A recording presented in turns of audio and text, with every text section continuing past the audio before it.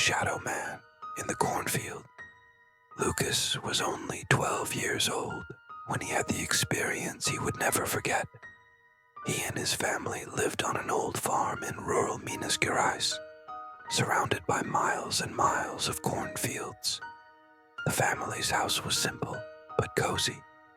His parents, hard-working farmers, spent their days tending to the crops, while Lucas helped with the small chores and looked after his younger brother Daniel. Since he was little, Lucas had heard stories from the older residents of the region. They spoke of the Shadow Man, a tall and silent figure who wandered through the cornfield as night fell. His grandfather, who had worked those lands for decades, always warned him, "Never go into the cornfield after sunset, boy. The Shadow Man doesn't like to be disturbed." Lucas, like any curious child, thought it was just old folks' tales, made up to scare kids. He always laughed at those legends, until that fateful night when everything changed. It was a humid summer afternoon. Lucas and Daniel were playing soccer in the backyard, as they did every day. Daniel kicked the ball too hard, and it soared over the fence, disappearing into the dense, dark rows of the cornfield. Lucas rolled his eyes and sighed. "Damn it, Daniel, you always do this." Daniel, who was only 7 years old, began to cry. He knew Lucas didn't want to go into the cornfield after sunset, but he couldn't help feeling frustrated. "I'm sorry, Lucas. Can you get the ball for me?" Lucas looked at the horizon. The sky was turning red-orange, the sun setting quickly.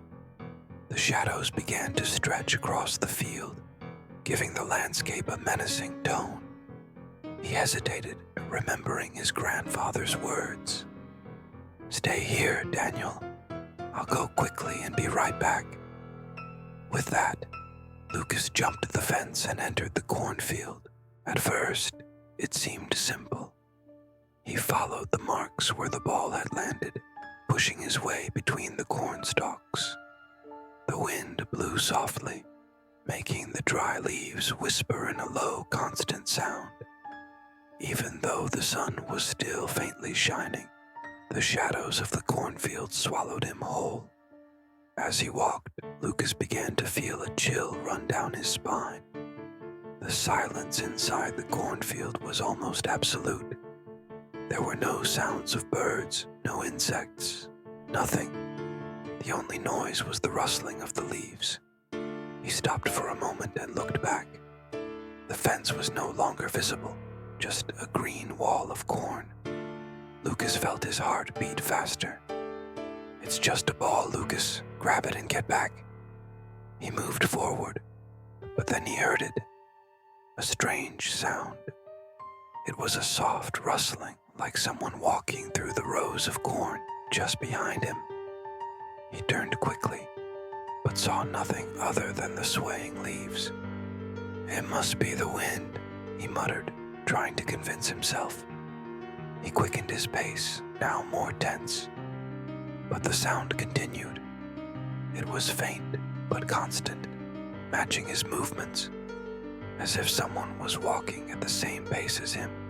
Hidden between the corn stalks, Lucas stopped again and held his breath.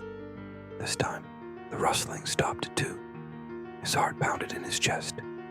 He wanted to scream, but the voice seemed stuck in his throat. "Is someone there?" He risked, his voice weak. No response, just silence. That's when he saw something. Out of the corner of his eye a few meters ahead, there was a dark shadow among the corn stalks. It was tall and still, almost blending with the darkness that began to take over the field. Lucas froze. The shadow took a step forward. Now he could see more details. It was a man dressed in old tattered clothes, with a wide-brimmed hat covering part of his face. His arms hung stiffly at his sides, and Lucas saw something that made his blood run cold. The man's arms were covered in long cuts and scratches. as if they had been edged by something sharp. "Are you lost, boy?" the man asked in a deep, raspy voice. Lucas didn't answer. He couldn't. His feet felt glued to the ground. "I can help you," the man continued, taking another step toward Lucas. At that moment, Lucas's instincts screamed. He dropped everything, forgot about the ball, forgot about his brother waiting outside, and ran. He ran as fast as he could, the leaves cutting his arms and face, as he rushed blindly through the cornfield. Behind him, the sound of footsteps grew louder. The man was chasing him. "Stop! I just want to help," the voice echoed, getting closer. Lucas didn't stop.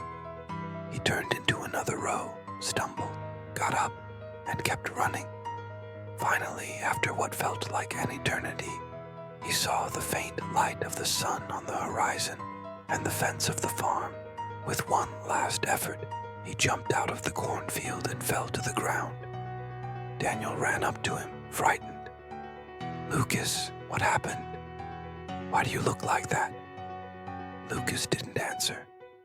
He looked back at the silent cornfield and saw for a brief second the shadow of the man standing among the leaves, staring directly at him. That night, Lucas told his parents everything. Others never came back to tell the tale. The shadow man is still there, waiting for anyone daring enough to enter the field after nightfall, the last scarecrow. In the quiet town of Santa Cruz do Campo, the Brandão family's cornfield was the largest and oldest in the region. It stretched for hectares and hectares, forming a golden sea that rippled under the countryside breeze. The Brandão farm was known for its abundant crops, but also for one detail that made the locals uneasy. The scarecrows. Unlike other cornfields where a single scarecrow sufficed, the Brandão field had dozens of them, all scattered irregularly, old and worn by time. Isabella and Enrique, 16-year-old cousins, spent their summer vacations at their grandparents' farm every year. They loved running through the fields, building straw huts, and exploring the edges of the plantation. But that summer, something felt different. Their grandfather, Ernesto, had been quieter and more restless. One night while they were having dinner, Isabella, with her natural curiosity, asked, "Grandpa, why do you have so many scarecrows in the field? It's weird." Ernesto put down his fork, visibly uncomfortable. "Because it's necessary, girl. Don't mess with them. Just stay away.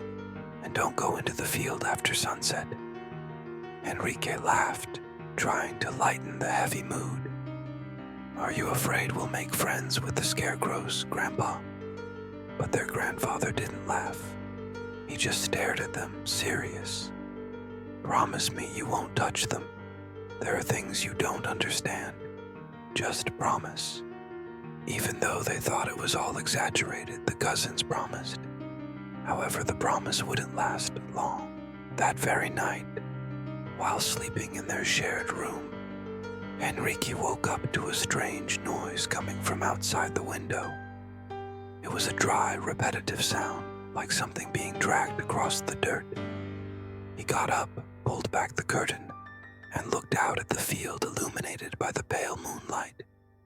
Between the rows of corn, he saw a figure moving slowly. "Isa, wake up. There's someone in the field." Isabella, groggy, got up and went to the window. She saw the same thing as Enrique, a clumsy figure walking among the corn stalks. Its clothes were tattered, and the movement was strange, as if each step was dragged with difficulty. Could it be Grandpa, or one of the workers? If it is, why is he walking like that? And so late? Enrique didn't want to think much about it. He grabbed the flashlight from his backpack and motioned to Isabella. "Let's check it out. It can't be anything serious." Isabella hesitated, but, as always, followed her cousin. They slipped out through the back door and crossed the yard, their bare feet making noise on the damp grass. The plantation was darker than they had imagined, and the silence was sepulchral. The sound of the corn gently swaying in the wind surrounded them, but there was something more, a distant rustling, as if something was moving between the rows. Enrique pointed the flashlight ahead, but the beam didn't go far. All they could see were the dense walls of corn, and occasionally the outline of a scarecrow. They were tall, with outstretched arms and burlap heads covered by old hats. "Let's go back, Enrique. This isn't funny. Relax. I just want to see what that was." They went a little further until the rustling got closer. Enrique stopped suddenly. The flashlight illuminated the scarecrow that seemed different from the others. It was much closer to the ground, slumped as if it had been crawling. Its clothes were covered in dirt, and its burlap face was turned downward. Enrique, curious, took a step forward. "This wasn't here before." Isabella grabbed her cousin's arm, frightened. "Enrique, let's go back, please. Enrique, let's go back, please." Before he could respond, the scarecrow moved. First, a finger. Then the head turned slowly, revealing two dark, hollow eyes in the dirty fabric of its face. Enrique screamed, dropping the flashlight. As the scarecrow began to rise, its movements dry and unnatural. "Run, Isabella." The two turned and sprinted through the cornfield. Behind them, the sound was horrifying. Dragging footsteps, the rustling of corn being crushed, and something else. A loud, ragged breathing as if the scarecrow were alive. Enrique and Isabella ran without looking back, but the sound didn't fade. They tripped several times, their arms and legs scratched by the dry leaves. When they finally saw the lights of the house in the distance, something grabbed Enrique's ankle. He fell to the ground with a scream, and Isabella, desperate, pulled him with all her strength. The scarecrow was just a few meters away, standing still, just watching. The two ran the final stretch to the yard and entered the house, locking the door. Ernesto, alarmed, came running from the living room. "What did you do? I warned you." The cousins, breathless and trembling, told him everything through sobs. Their grandfather just looked outside at the cornfield. There, among the dark rows, a silhouette was still there, standing and watching. The next morning, Ernesto burned all the scarecrows in the cornfield, saying it was time to put an end to it. The cousins never spoke of what they saw that night, but something changed on the farm. The corn stopped growing as strong, and the winds that blew through the field seemed to murmur strange whispers. Years later, Enrique returned to the farm and found, buried in an old box in the basement, the burlap head of that scarecrow, with two dark, hollow eyes still staring straight at him. The forgotten cabin. When Pedro and his friends decided to explore the countryside of Paraná for a weekend of adventure, the idea seemed perfect. They wanted to escape the big city, disconnect from social media, and spend a few days camping in nature. The group consisted of Pedro, Carol, Miguel, and Lucas, childhood friends who hadn't seen each other in months. Excited about the trip, they packed their bags, loaded up tents and supplies into the trunk, and set off on Friday morning. The trip was smooth until hours later, they started drifting further away from the main roads. Signs of civilization disappeared, replaced by vast fields and corn plantations that seemed never-ending.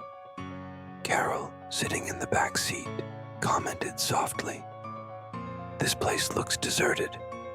Are you sure the campsite is this way?" Pedro, who was driving, nodded. "The GPS says it is, Just 20 more minutes, and we're there.